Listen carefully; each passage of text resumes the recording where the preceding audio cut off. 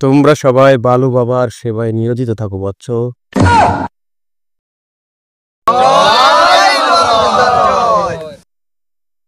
বাবা, ও বাবা, বাবা কথা বলো বাবা। সমস্যা বল বৎস।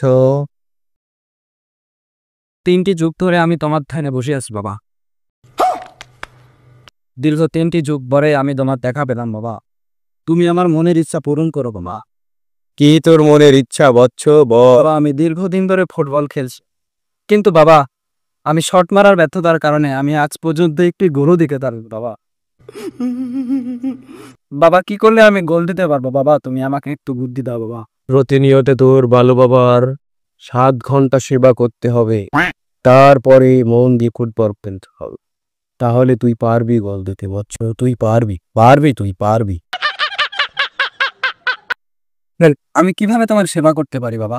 বালু বাবার সেবা করতে চাইলে বালু বাবার বালু যেন সবসময় ভেজা থাকে, বালু বাবার বালু যেন শুকিয়ে না যায় সেই বিষয়ে তোর নজর রাখতে হবে। প্রতিনিয়ত বালুকে ভিজিয়ে রাখার জন্য পানি দিতে হবে, দিতে হবে সেই হিমালয় থেকে আনা বিশুদ্ধ পানি। দিতে হবে সেই হিমালয় থেকে আনা বিশুদ্ধ পানি। বাবা, দরকার হলে আমি 7 ঘন্টা কেন, দিনে 48 ঘন্টাই তোমার সেবায় নিয়োজিত থাকবো বাবা।